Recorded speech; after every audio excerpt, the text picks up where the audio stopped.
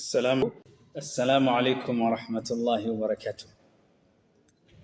Mwanadamu siku zote anapitia mambo mengi sana, na ndio maana napenda niwakumbushe neno la Umar radhiallahu anhu anaposema, ma kanat ni'matullahi ala ahadin illa wajada laha hasida, kwamba neema ya Mwenyezi Mungu Subhanahu wa Ta'ala haiwezi kuonekana kwa mtu yeyote isipokuwa atampata tu mtu wa kumhusudu.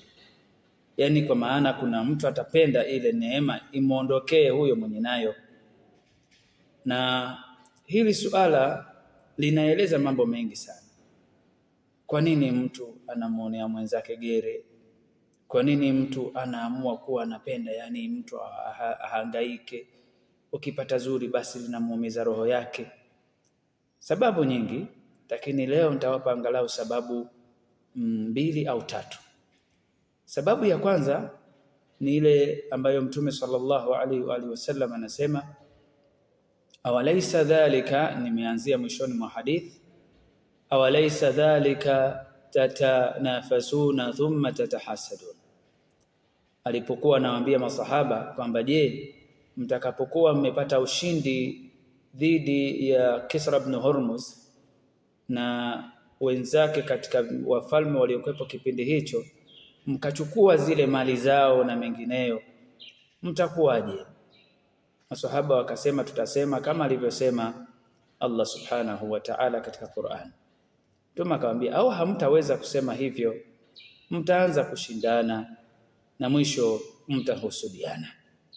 Kwa sababu ya kwanza katika hii hadithi ni kwamba watu wanaanza na ushindani. Ukitaka kumuona mtu ambaye ni mwenye kuwahusudu wenzake, basi shadidul munafasa ma'ahum, anakuwa ana ushindani mkubwa. Akiona mtu amejibu, labda kama ni wanafunzi amejibu swali darasani, basi yule anataka aonekane naye analijibu na mimi nalijua. Ushindani unapokuwa ni mkubwa, basi huenda ukampelekea mtu kuanza sasa kutamani akipata zuri yule, basi mimi linaniumiza, kwa nini analipata?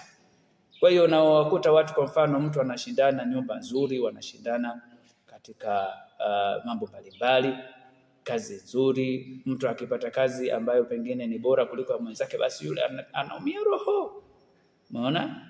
Na ndio maana hili ni suala muhimu la kuzungumzia katika jamii ya sasa, especially katika mitandao ya kijamii ambayo watu wanaitumia kuexpose mazuri yao. Nakumbuka tumesema Umar radhiallahu anhu anasema, hakuna mtu ambaye Allah amemjalia neema isipokuwa lazima atampata mtu wa kuhusudu ile neema yake. Unaweza ukamjua huyo mtu na unaweza usimjue, na anaweza asiwe mwanadamu, hasa likawa ni jini, naudhu billahi min dhalik, likawa limekuhusudu, linapenda na linatamani ile neema yako ikuondokee. Mwenyezi Mungu Subhanahu wa Ta'ala tukinge na mambo kama hayo. Katika klipu inayokuja insha Allah Ta'ala tutaendelea kuelezea baadhi ya sababu hizo. Tumesema kuna sababu 3 ambazo nitawapa.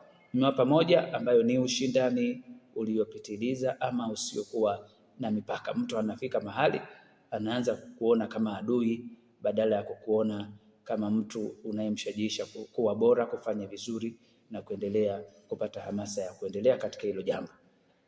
Nadhani hilo tutazidi kulikazia insha Allah Ta'ala. Wassalamu alaikum wa rahmatullahi wa barakatuh.